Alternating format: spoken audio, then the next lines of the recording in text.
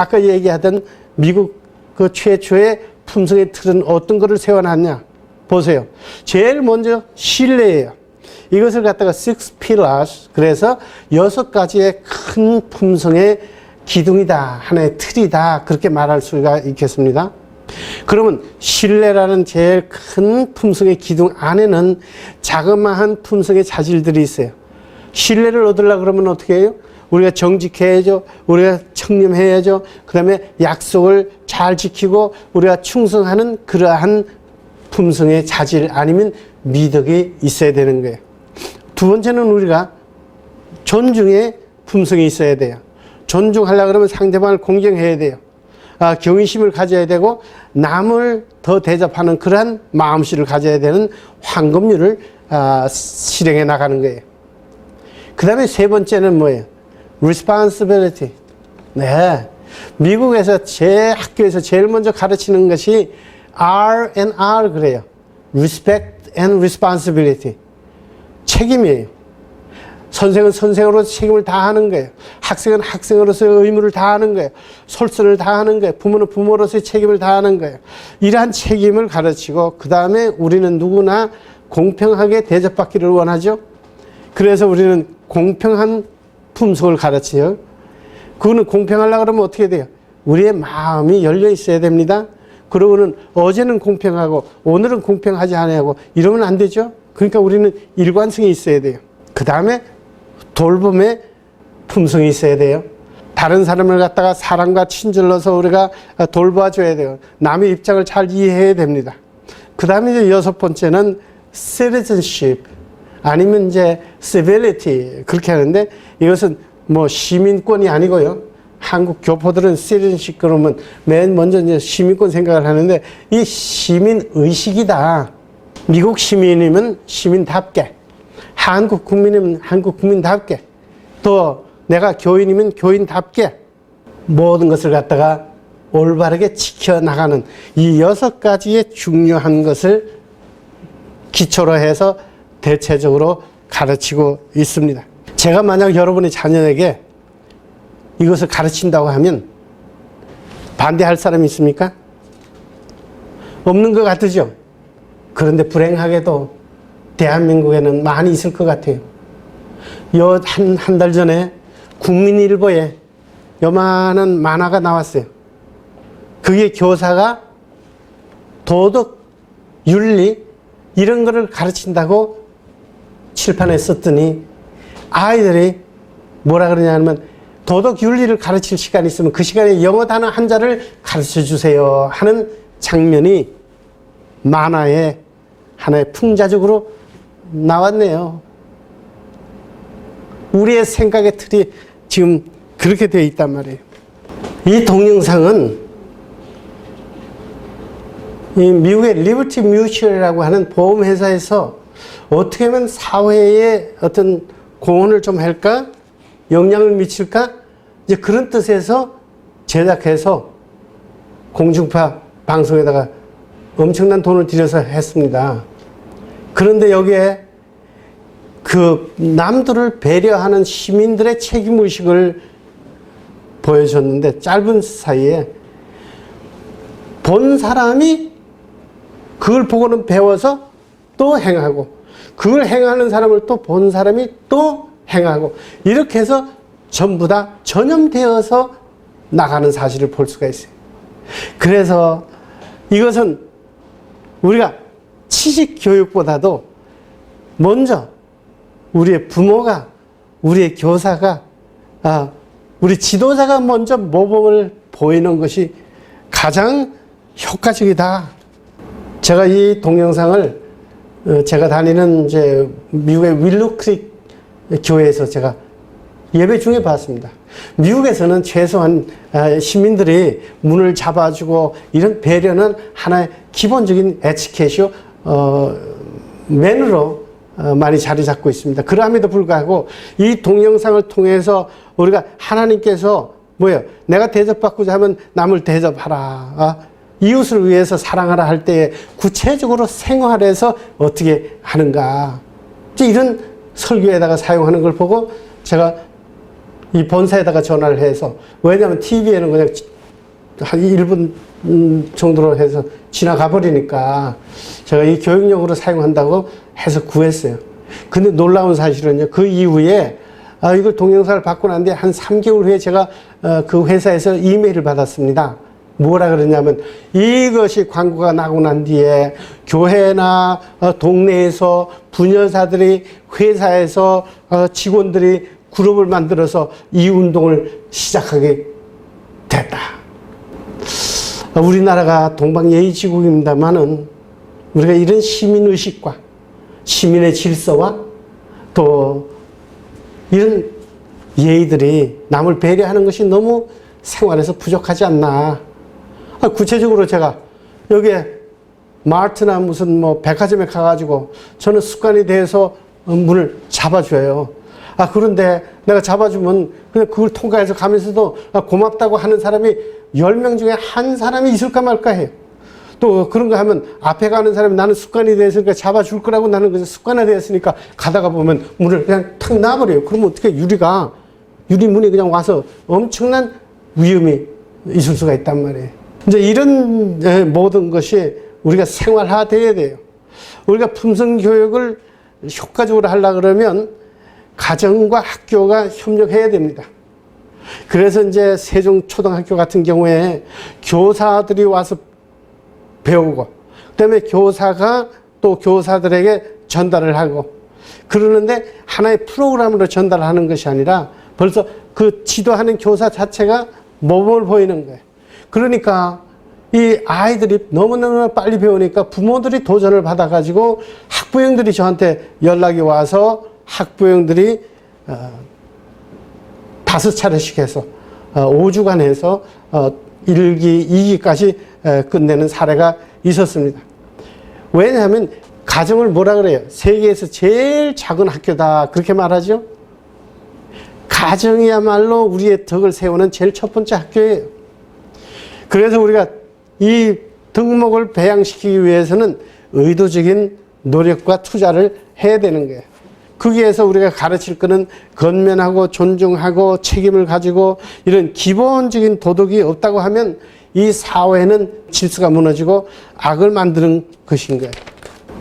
그러면 이것을 해가지고 많은 사람들이 가지고 있는 질문은 어떤 효과가 나타났느냐.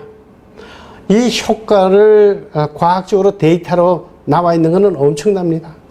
여기 보시다시피 뭐 플로리다주에서 한 도시에서 10년간 품성을 교육시켰더니 청소년 범죄가 74% 감소했습니다.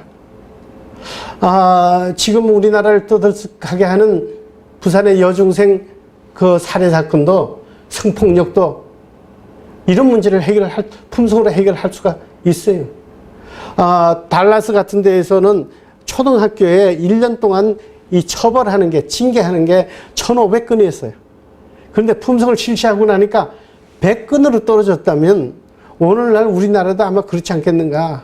많은 교사들이 나는 국어만 잘 가르치면 된다, 영어만 잘 가르치면 된다, 나는 수학만 잘 가르치면 훌륭한 교사가 될 수 있다고 생각을 하고 사범학교를 하고 교육학 공부를 하고 막상 가서 가르치려고 그러면 애들하고 싸움질하는 시간이 더 많단 말이에요. 그래서 제가 아는 교사들이 그렇게 얘기를 해요.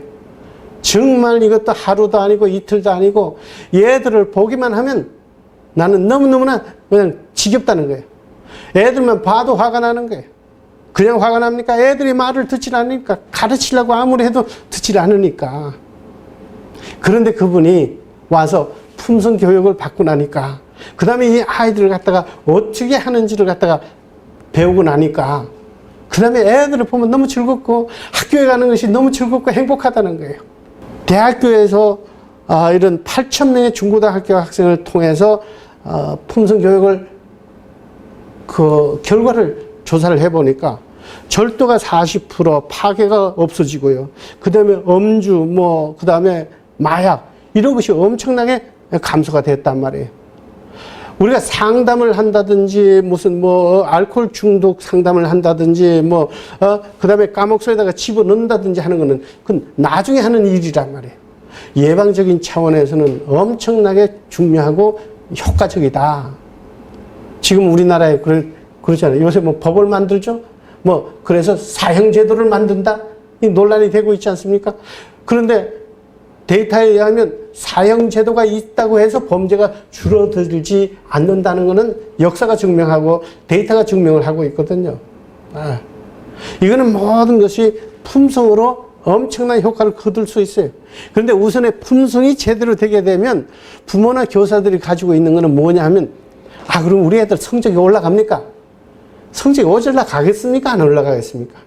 제대로 잘 듣고 자기의 책임을 다하고 자기의 솔선을 다하고 자기의 성실하고 그 다음에 정직하고 하니까 올라가는 거예요. 아까 우리 얘기를 했습니다만 우리는 성취 위주의 교육을 시키고 있다 그랬어요. 왜 그것이 잘못된 교육이냐? 우리가 성취 위주를 하게 되면 그 어떤 결과를 얻기 위해서 아이들은 무슨 수단과 방법을 가르치지 않는다 하는 것이 나타나 있어요. 지난번에 성적을 조작하지 않았습니까? 아이들이? 그래서 왜 조작을 했느냐 그러니까 우리 부모들이 좋은 성적을 원하기 때문에 그렇게 했다는 거예요. 아니, 부모들이 좋은 성적을 원하기만 한 것이 아니라 부모들이 나서서 미국 ACT, 그러니까 미국 수능시험과 같은 거죠. 그걸 갖다가 빼내가지고 자기의 그 무슨 학원에 나가는 선생을 갖다가 이용해서 대리시험을 치게 해서 시험지를 빼낸 이런 사건들이 있지 않습니까? 그런데 그러한 사건들이 하나둘이 아니란 말이에요. 그런데 품성을 하게 되면 학교와 가정과 부모와 지역사회가 모두가 행복하게 되는 거예요. 사실은 이제 이게 제가 처음 배우게 된 이 원래 그거는 원리가 있고 그 다음에 어떤 기업체의 사장이 또 그 원리를 공부를 했는데 자기 가정에다 적용을 해보니까 자기의 대학생이 되는 자녀가 엄청나게 변화되고 부모와 자녀의 관계가 개선되는 걸 보면서 이걸 갖다가 우리 회사에다가 한번 적용을 해봐야겠다. 그래서 1990년대 초에 적용을 해봤습니다. 바로 이 회사예요. 제가 이 회사에 가서 직접 교육을 받고 이제 시작을 했어요. 왜냐하면 일반 기업체에서는 사장은 기업하는 사람들은 뭘 생각하냐 그러면 당신이 회사에 왔으니까 회사에서 최선을 다하라. 생산력을 높여라. 이렇게 요구를 합니다. 그런데 그 사람들이 늘 잊어버리는 건 뭐냐 하면 모든 사람은 다 문제가 있다는 거예요. 가정에 들어가면 부부 문제도 있을 것이고 자녀 문제도 있고 여러 가지 자녀의 성적 문제가 있을 거고 이런 문제 저런 문제 골치가 아프니까 어떻게 해요? 집에서 문제가 있으면 회사에 와서 일이 제대로 되겠습니까? 제대로 안 됩니다. 그럼 문제가 있으면 기업체에서는 뭐라고 하느냐? 당신 문제는 개인 문제니까 당신이 상담을 받든지 절에 가서 불공을 드리든지 교회 가서 기도를 하든지 당신이 알아서 하고 일단은 회사에 와서 회사에 충성하라 그러는데 그 실제로 안 돼요. 아침에 가정에서 부부간에 문제가 있었다. 그러면 하루 종일 일이 손에 잡히질 않아요. 또 회사에서 오게 되면 직원과 사이에서 여러 가지 갈등과 문제가 많이 있단 말이에요. 그러니까 여러 가지 이 문제를 해결하기 위해서 그 다음에 세상적인 방법으로 술을 마시고 마약을 마시고 그 다음에 담배를 피고 이렇게 하다 보면 그 다음에 월요일 날 출근할 때 되면 그 다음에 몸이 말을 안 듣고 정신이 몽롱하고 그러니까 일의 질이 떨어질 수밖에 없는 거예요. 그래서 품성을 적용을 했더니 이 문제가 해결되는 거예요. 왜냐하면 가정에서 적용을 해서 아내와의 관계가 좋아지죠. 자기 자녀 문제가 해결되죠. 그러니까 직장에 와서 기뻐져. 직장에서도 동료 간의 사이가 관계가 해결되니까 이 문제가 전부 다 어떤 결과 열매로 나타나는가? 생산력이 높아지는 거예요. 그 다음에 동료들 사이에 싸움이 없어져요. 그전에는 어떻게 해요? 그 다음에 우리 상사에게 잘 순종하고 잘 듣지 못하니까 그 다음에 안전사고가 생깁니다. 그래서 공장의 기계에 손이 날아가고 그러니까 보상비가 올라가죠. 보험비가 올라가고 이랬는데 이런 보험비가 줄어들고 생산력이 높아지고 그렇게 시작이 된 거예요.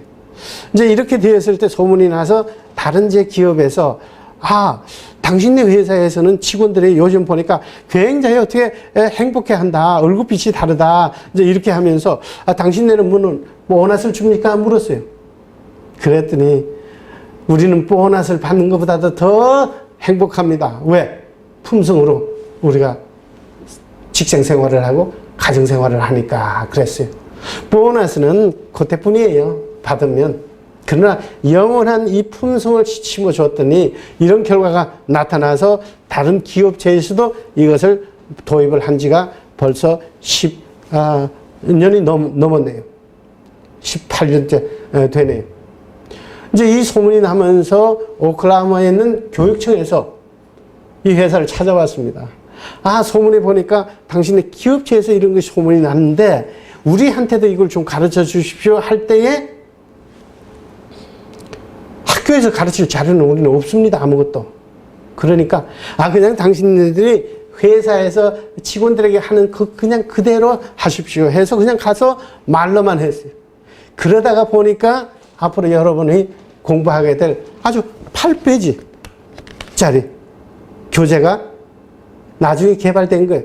이것은 가정에서 부모가, 학교에서는 교사가, 그 다음에 직장에서는 상사가 8페이지짜리를 갖다가 빨리 보고 할 수 있게 그렇게 만들어졌어요. 한국에도 제가 와서 하니까 이런 이제 뭐 대안학교, 뭐 여기 수원에 있는 쉐마 학교라고 유대인 교육을 전문으로 하는 학교가 생겼는데 그게 교장 선생님이 또 교사가 저한테 와서 초급반, 뭐 중급반 이 과정을 다 끝내고 여러분 분당 샘물 기독학교 아시죠? 네. 아까 제가 처음 이불을 깔아놓고 하는 그 애기 엄마들 있잖아요. 그분들이 분당 샘물 교회에서 기독학교를 만들기 전에 그 사람들 가정에서 제가 몇 사람 앉혀놓고 공부를 시작한 거예요. 그 이후에 뭐 여기에 무슨 당진의 꿈의 학교, 뭐 생명나무 학교, 뭐 이런 유치원 여기저기서 다 하고요. 뭐 교회도 여기저기서 성공적으로 잘 하고 있는 데들이 있습니다. 그래서 진짜 건강한 교육자, 건강한 목회자들이 품성의 가치로 실행해가지고 엄청난 효과를 지금 얻고 있는 실정이에요. 여기 아까 얘기하던 사진이 나오네요. 세종초등학교 학부형들이에요. 그런데 여기에 놀라운 재미난 얘기가 있습니다. 제가 처음 세종초등학교 교목이 되는 교사가 먼저 교육을 받으러 왔다 그랬잖아요. 그러고는 금방 내가 실행을 할 수 있다. 자신감을 보이고 거의 이맘때예요. 2년 전에. 이맘때 하면서 2월 달에 저한테 교육을 받았는데 그 다음에 3월 달부터는 새 학기가 되면서 난 실행하겠다 그랬어요. 그랬더니 2월 달에 졸업을 한 학부형이 그 소리를 듣고 우리 애는 졸업을 해버렸는데 그러면 어떡하느냐. 네? 그냥 안타까워서 하면서 그러면